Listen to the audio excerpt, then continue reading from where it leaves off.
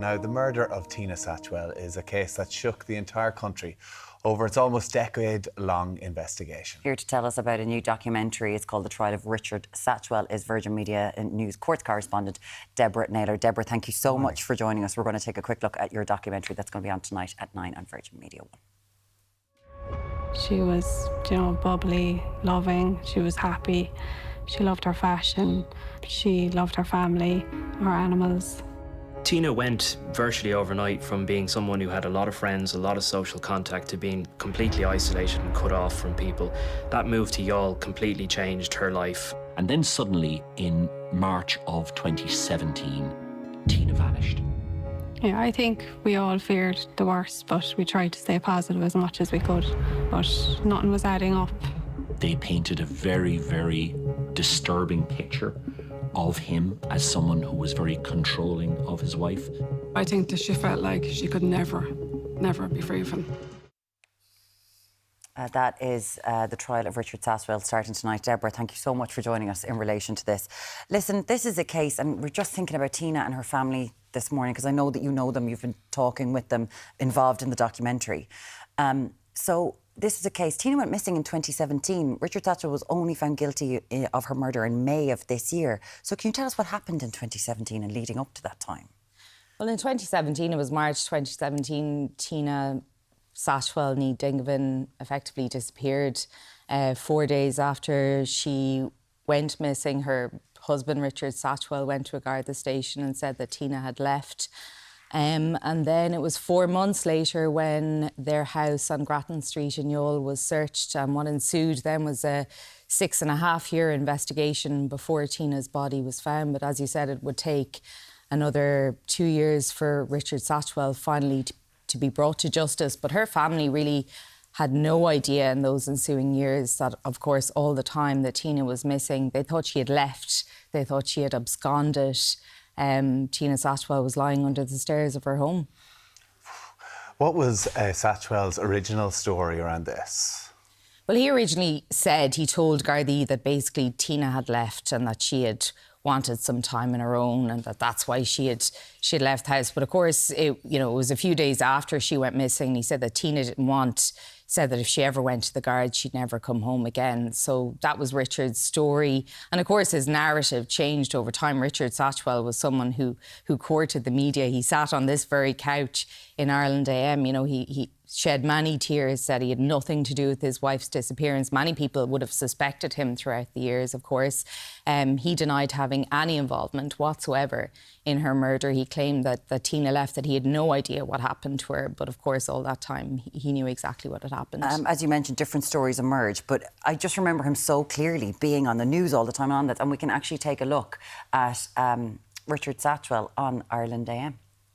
Were you having problems? Were you having rows at the time? There's a lot of stuff that I don't want out there because I know Tina wouldn't want it out there. It's not to do... Okay, well, I rephrase that then. So, were you going through a hard time as a couple? As a couple, no. Okay, so everything was good between you? Yeah. We celebrated our 25th anniversary just before the Christmas. And everything was good. Mm-hmm. She got up Christmas morning and she said, I'm going to make this one the best Christmas we ever had. And it was very good. But I've had people say to me that she took photos of that Christmas day that know her. You can see the upsetness in her eyes in them photos. You see, when you're living so close to it as well, you don't see everything that's going on. That was in 2018. Can you tell us how the Gardaí finally did discover Tina's body? Well, it would have been in 2021. 2021, the investigation kind of changed hands. A new Garda team took over and they effectively started reviewing this entire case again. And I think if there are legitimate criticism of the initial Garda investigation, why it took so long to find Tina's body, credit must be given to the team who took over this case and was headed by Superintendent Anne-Marie Toomey. And she effectively started to look at the entire case again and basically said that, none of Richard Satchwell's story added up, that there was they ultimately found that there was no way Tina Satchwell actually ever left her home. And that's why we had that search of the property in 2020. 2023, and Tina's remains were found. But of course, we know that 4 months after Tina went missing, that house was searched, and a Garda team went through, carried out a search, and they never found Tina's body at that time. And what is perhaps even more shocking, and maybe a little less of the emphasis was on this, but they also seized Richard Satchwell's laptops in 2017 during that search, but it would be years until those laptops were analysed. And there was crucial evidence on those laptops that at the very least would have led to, you know, a circumstantial case and would have really pointed suspicion on Richard Satchwell. But even as Tina's family told them when I went to visit them in Cork, he was really emboldened by that search, because he basically after that said, well, they've come, they've searched the house, nothing has been found. Of course, I didn't have anything to do with it. And even if they harboured some suspicions at that time that Richard Satchwell may have been responsible, well, then the family also thought, well, Gardaí have been there. He obviously couldn't have had anything to do with Tina's disappearance. So really, that almost gave Richard Satchwell, I think, further fuel, further ignition to continue denying telling the story. And this entire case really is all... It's about control, it's about possession. Richard Satchwell controlled Tina during her life. And also, as Lorraine, Tina's sister, would say, he also did that in death as well. In the way that he buried her in that property, he maintained that control over her. And that continued even right throughout the trial and right up to the very, very end of this trial. Because there's so many aspects that I want to ask you about with this. And again, you did this with the blessing of the blessing of Tina's family are involved in this documentary, which is so important. But one thing that we always talked about leading up to this is that guards went into a house that was, you know, it sounded like it wasn't very well maintained.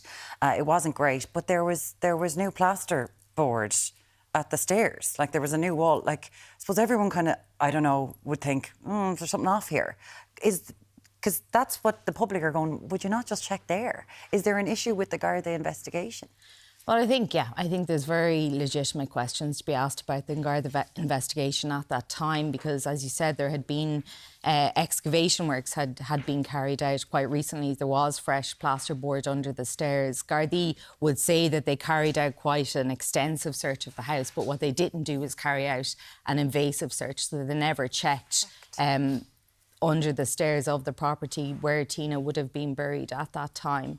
There certainly are questions. We do know that a guard review is currently taking place. The guard said to me just last week that they won't be commenting on that review because there is Richard Satchwell is appealing his conviction for murder. But I think it is probably safe to say that as members of the public, we'll probably never hear what that review has been, and I don't think it will be made public whenever it is carried out, or if it has been by now, we won't hear the details of that. How are Tina's family around this? I mean, this has dragged on so long. As you said, this investigation is still continuing, and really they just want some answers.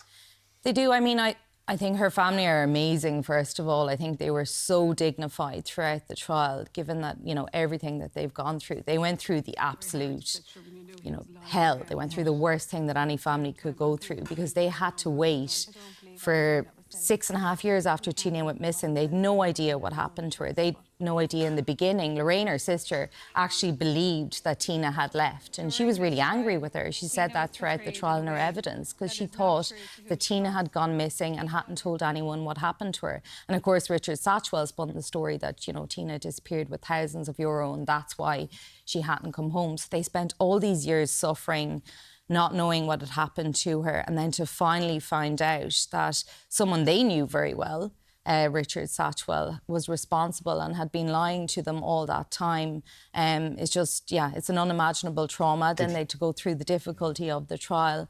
And I think now they're a family that's very happy that they finally have justice for Tina. They are aware there are many families in similar situations who never find their loved ones, who never get that justice.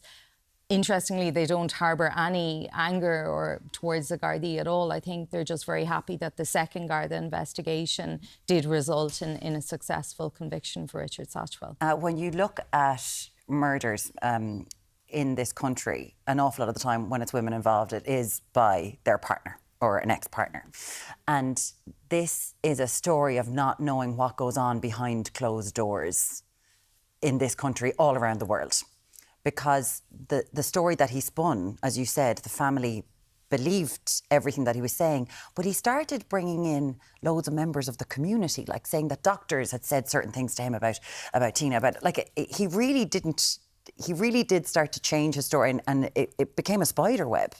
Could he just not control it at some stage? It absolutely did. I mean, the story changed so much over the years, and it started, and it is again once this story of control of Tina, because he really tried to destroy her reputation when she was missing. You know, saying that, you know, well, maybe she went off and she had depression. Did she go off with someone else? And then, of course, when Tina's body was finally found, it changed the story of self-defence, that Tina was angry that she had flew at him. But again, I think it was why it was really important to tell this story, and really important to hear from Tina's family, and it is a really important warning about people who can become isolated in relationships. And as you say, we don't know what goes on behind closed doors, but that idea, of course, of control, and you heard there from Sarah, Tina's sister, Tina probably didn't even realise that she was being controlled because Richard Satchwell was so successful in doing that to her. It's shocking. Listen, I know that you did contact the Gardaí, that this investigation is ongoing at the moment, but the likelihood that we're going to hear anything from that is very slim. The documentary, The Trial of Richard Satchwell, is on Virgin Media 1 tonight at 9 o'clock. Of course, you can catch up on Virgin Media Play. Deborah Naylor, Virgin Media Correspondent. Thanks so much. Congratulations. Thanks, Deborah. Great talk. Thanks so much. You.